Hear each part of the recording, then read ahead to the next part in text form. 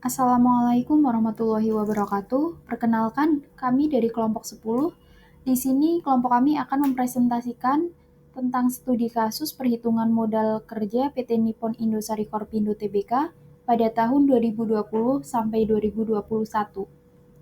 Berikut anggota kelompok kami. Yang pertama ada Fahlan Abi Firmansyah, yang kedua saya sendiri Uswatu Nikmah, yang ketiga ada Tia Mutiara Putri, yang keempat Alvinia Nurhalisa Permata, dan yang kelima ada Ahmad Diwa Mumtaz. Materi yang pertama akan dibacakan oleh Ahmad Diwa Mumtaz. PT Nippon Indosari Korporindo Tbk merupakan produsen roti massal yang pertama dan terbesar di Indonesia. Perseroan memproduksi ragam produksi dengan merek Sari Roti, Sari Kue, dan Sari Coko yang halal, berkualitas,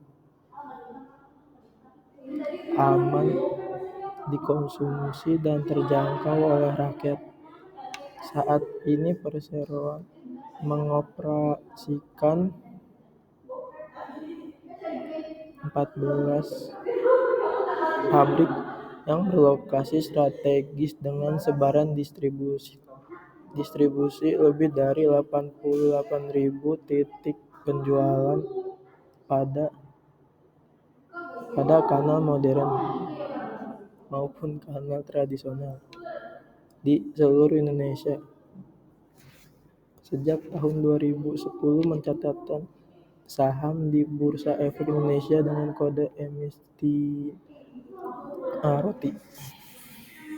Visi senantiasa tumbuh dan mempertahankan posisi sebagai perusahaan roti terbesar di Indonesia melalui penetrasi pasar yang luas dan dalam dengan menggunakan jaringan distribusi yang luas untuk menjangkau konsumen di seluruh Indonesia. Misi memproduksi dan mendistribusikan beragam produk yang halal, berkualitas tinggi, higienis, dan terjangkau bagi seluruh konsumen Indonesia. Pengertian struktur modal. Menurut ahli keuangan IM Pandai, struktur modal atau capital struktur mengacu pada campuran sumber dana jangka panjang seperti surat utang jangka panjang, modal saham preferensi, dan modal saham ekuitas termasuk cadangan dan surplus. Ahli keuangan John Satu Hampton menyatakan bahwa struktur modal adalah kombinasi dari efek utang ekuitas yang terdiri dari pembiayaan aset perusahaan. Pengertian lainnya, struktur modal adalah perimbangan atau perbandingan antara modal sendiri dengan modal asing. Dalam pengertian ini, modal sendiri adalah ditahan dan kepemilikan perusahaan, sedangkan modal asing berupa utang jangka pendek maupun utang jangka panjang. Tujuan dan fungsi kapital struktur. Pengelolaan kapital struktur bertujuan untuk memadukan sumber-sumber dana permanen yang digunakan untuk kegiatan operasional yang akan memaksimalkan nilai perusahaan. Tidak hanya itu, pengaturan modal ini memiliki fungsi untuk perusahaan, diantaranya memaksimalkan pengembalian, mengurangi risiko finansial, meminimalkan biaya modal, mengoptimalkan pemanfaatan dana, membantu perencanaan pajak perusahaan, fleksibilitas, solvabilitas, meningkatkan nilai perusahaan, struktur modal yang sehat dapat menarik perhatian investor untuk menanamkan saham di suatu perusahaan. Dengan begitu dapat meningkatkan nilai pasar dari saham dan sekuritas perusahaan. Teori struktur modal. Terdapat beberapa teori landasan untuk melaksanakan struktur modal. Ada 6 teori yang perlu diketahui. 1. Teori pendekatan tradisional. 2. Teori pendekatan Modigliani dan Miller. 3. Teori trade-off. 4. Teori pecking order. 5. Teori asimetri informasi dan signaling. 6. Teori keagenan. Faktor yang memengaruhi struktur modal. Ada beberapa faktor yang memengaruhi kapital struktur yang perlu diketahui diantaranya. Yang pertama ada struktur aktiva. Menurut Weston dan Brigham, struktur aktiva adalah perimbangan atau perbandingan antara aktiva tetap dan total aktiva. Umumnya perusahaan industri yang sebagian besar modal tertanam dalam aktiva tetap akan mengutamakan pemenuhan modal dari modal permanen yang berarti modal sendiri, sedangkan utang adalah bersifat pelengkap. Perusahaan dengan aktiva yang semakin besar, terutama aktiva lancar, akan cenderung mengutamakan pemenuhan kebutuhan dana dengan utang. Ini menunjukkan adanya pengaruh struktur aktiva terhadap struktur modal suatu perusahaan. Yang kedua ada growth opportunity. Growth opportunity adalah peluang perusahaan tumbuh di masa depan. Perusahaan memiliki kesempatan untuk melakukan investasi pada hal-hal yang menguntungkan. Yang ketiga ada ukuran perusahaan. Perusahaan besar cenderung melakukan diverifikasi atau keanekaragaman produk, serta menentukan lokasi untuk mendapatkan keuntungan sebanyak-banyaknya. Karena itu, perusahaan akan lebih siap menghadapi krisis karena ukurannya yang besar. Sementara perusahaan kecil sulit untuk melakukan hal ini sehingga menyebabkan lebih rentan bangkrut. Yang keempat ada profitabilitas. Perusahaan dengan profit yang tinggi umumnya memiliki dana internal lebih banyak. Artinya perusahaan memiliki utang lebih rendah karena dana internal yang cukup. Hal ini dapat memengaruhi penataan modal. Yang kelima ada risiko bisnis. Faktor ini dapat menjadi salah satu alasan perusahaan mengalami kesulitan untuk pendanaan eksternal yang akan memberikan pengaruh negatif kepada penggunaan aset atau dana perusahaan. Pengertian modal kerja. Modal kerja merupakan investasi dalam harta jangka pendek atau investasi dalam harta lancar. Modal kerja dapat dikategorikan menjadi dua, yaitu modal kerja kotor dan modal kerja bersih. Modal kerja kotor adalah jumlah harta lancar dan modal kerja bersih adalah jumlah harta lancar dikurangi jumlah utang lancar. Manajemen modal kerja mengelola harta lancar dan utang lancar agar harta lancar selalu lebih besar daripada utang lancar. Current assets dan current liabilities. Kedua-duanya merupakan short-term financing. Tujuan dari short-term financing management adalah untuk mengelola tiap-tiap unsur current assets, inventory, accounts receivable, cash, dan marketable securities, dan current liabilities. Untuk mencapai keseimbangan antara profitabilitas dan resiko yang memberikan kontribusi yang positif kepada nilai perusahaan.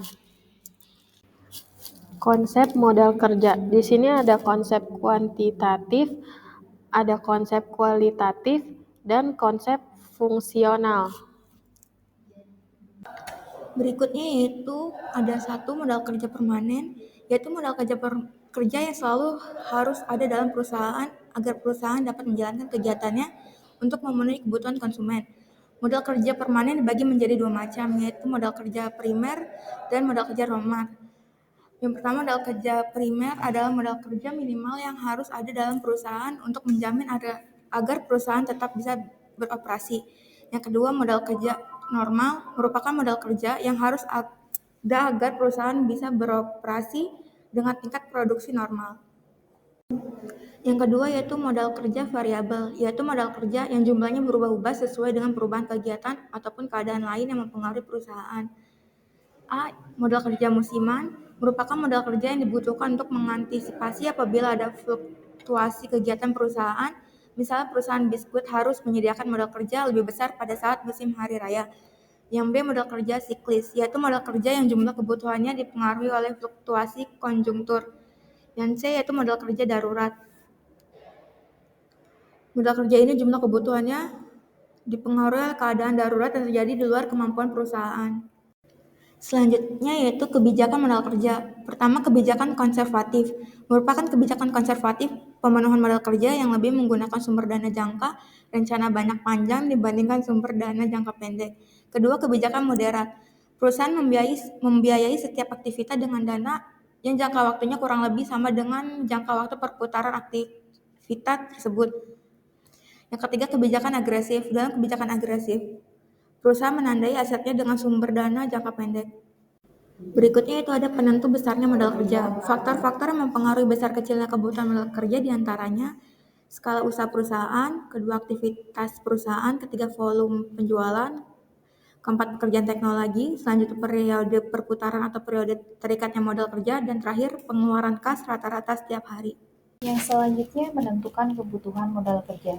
Untuk menentukan besarnya kebutuhan modal kerja, metode yang bisa digunakan sebagai berikut. Yang pertama, metode keterikatan modal kerja. Untuk menentukan besarnya modal kerja, dengan menggunakan metode ini ada dua faktor yang perlu dipertimbangkan, yaitu periode terikatnya modal kerja dan proyeksi kebutuhan rata-rata kas per hari. Jadi semakin lama periode terikatannya modal kerja semakin besar, maka jumlah kebutuhan modal kerjanya juga semakin besar. Yang kedua, metode perputaran modal kerja. Dengan cara menghitung perputaran elemen-elemen pembentuk modal kerja seperti perputaran kas, perputaran piutang, dan perputaran persediaan. Yang selanjutnya ada analisis rasio keuangan. Analisis rasio keuangan adalah suatu kegiatan untuk dapat membandingkan nominal yang terdapat pada laporan keuangan suatu perusahaan guna mengetahui posisi keuangan serta menilai kinerja manajemen dalam periode tertentu. Tujuan analisis rasio keuangan adalah untuk menilai kinerja perusahaan di masa lalu, sekarang, dan kemungkinan yang akan terjadi di masa depan. Untuk melakukan analisis rasio keuangan, diperlukan data dari laporan keuangan yang sudah ada, seperti laporan laba rugi, neraca, dan laporan arus kas. Dengan begitu, rasio keuangan akan membantu memberikan kesimpulan dalam menentukan tingkat kesehatan keuangan pada suatu perusahaan. Berikutnya ada pembahasan dan hasil. Pengelolaan efisiensi pada modal kerja adalah salah satu cara yang sangat penting. Karena secara umum modal kerja dapat digunakan untuk mengukur tingkat likuiditas perusahaan dan juga dapat digunakan dalam pengelolaan penyusunan perencanaan. Hal ini menunjukkan bahwa pengelolaan modal kerja yang baik akan berpengaruh pada keberhasilan perusahaan. Berdasarkan permasalahan di atas, akan dilakukan perhitungan menggunakan rasio perputaran modal kerja untuk mengetahui tingkat keefisienan modal kerja yang diperoleh dan dihasilkan oleh perusahaan agar mencapai modal kerja yang cukup, tidak kurang, dan tidak lebih. Kecukupan modal kerja berpengaruh terhadap kelancaran dan efisiensi dalam mengoperasikan perusahaan dan mengurangi keadaan yang timbul akibat adanya kekacauan keuangan perusahaan. Perusahaan akan mengetahui kebijakan apa yang sebaiknya diambil dalam usahanya mengoperasikan modal kerja pada umumnya terdiri atas kas dan sentra kas, piutang, dan persediaan. Dalam analisis ini digunakan 3 jenis perhitungan, yaitu perputaran kas, perputaran piutang, dan perputaran persediaan. Yang selanjutnya ada perhitungan perputaran kas. Rumus perputaran kas adalah penjualan dibagi rata-rata kas. Berikut tabel ringkasan perputaran kas di tahun 2020 dan 2021 yang sudah kami olah. Perputaran kas pada tahun 2020 adalah 3,25 kali, kemudian meningkat di tahun 2021 sebesar 3,74 kali. Dapat disimpulkan dalam waktu 2 tahun perputaran kas PT Nippon Indosari Korpindo Tbk adalah sebanyak 3,49 kali.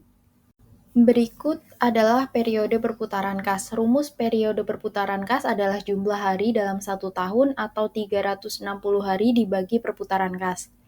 Berikut tabel periode perputaran kas tahun 2020 sampai 2021 yang sudah kami olah. Perputaran kas per hari pada tahun 2020 sebanyak 111 hari, kemudian di tahun 2021 sebanyak 97 hari. Dapat disimpulkan rata-rata periode perputaran kas selama 2 tahun adalah 104 hari. Jika dilihat periode perputaran kas 2021 adalah periode waktu yang lebih kecil. Berikutnya perputaran piutang. Perputaran piutang yaitu penjualan dibagi rata-rata piutang. Di sini untuk tahun 2020, perputaran piutang 4,39. Tahun 2021, perputaran piutang 5,64. Karena perputaran piutang mengukur kemampuan perusahaan untuk lebih efisien dalam mengumpulkan piutang, maka semakin tinggi rasio perputaran piutang akan lebih menguntungkan. Nilai rasio merupakan gambaran berapa kali perusahaan mengumpulkan hutangnya dalam setiap tahun. Perputaran persediaan. Perputaran persediaan yaitu penjualan dibagi rata-rata persediaan.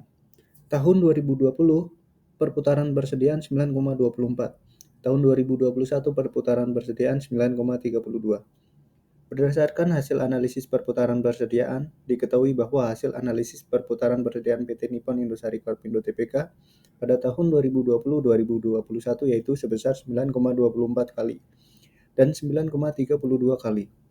Hal ini memperlihatkan bahwa perputaran persediaan PT Nippon Indosari Korpindo Tbk mengalami kenaikan pada tahun 2021. Hal ini mengindikasikan kemampuan perusahaan dalam mempertahankan serta meningkatkan tingkat efisiensi dalam mengontrol modal yang ada pada persediaan dalam suatu periode. Selanjutnya kesimpulan. Berdasarkan hasil penelitian mengenai perhitungan modal kerja, PT Nippon Indosari Korpindo Tbk dapat disimpulkan bahwa pada periode 2020-2021, perusahaan tersebut mengalami peningkatan baik dalam perputaran kas, perputaran piutang, dan perputaran persediaan. Hal ini menunjukkan bahwa PT Nippon Indosari Korpindo Tbk telah berhasil meningkatkan pendapatan dan mengoptimalkan pengelolaan arus kas selama periode tersebut. Hal ini menunjukkan komitmen PT Nippon Indosari Korpindo Tbk dalam meningkatkan kinerja operasional dan keuangan, serta potensi untuk bertumbuh yang berkelanjutan di masa mendatang. Berikutnya saran. Berdasarkan hasil pembahasan dan kesimpulan mengenai perhitungan modal kerja, maka saran yang dikemukakan adalah sebagai berikut.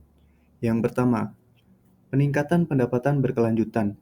Dengan fokus pada peningkatan perputaran modal kerja, perusahaan dapat menetapkan tujuan untuk meningkatkan pendapatan secara berkelanjutan. Ini mungkin melalui pengembangan produk baru, ekspansi pasar, atau peningkatan efisiensi operasional lainnya. Yang kedua, analisis kinerja terus-menerus. Penting untuk terus memantau dan menganalisis kinerja modal kerja secara berkala. Evaluasi rutin akan membantu perusahaan mengidentifikasi tren, menyesuaikan strategi, dan mengambil tindakan korektif atau pencegahan jika diperlukan.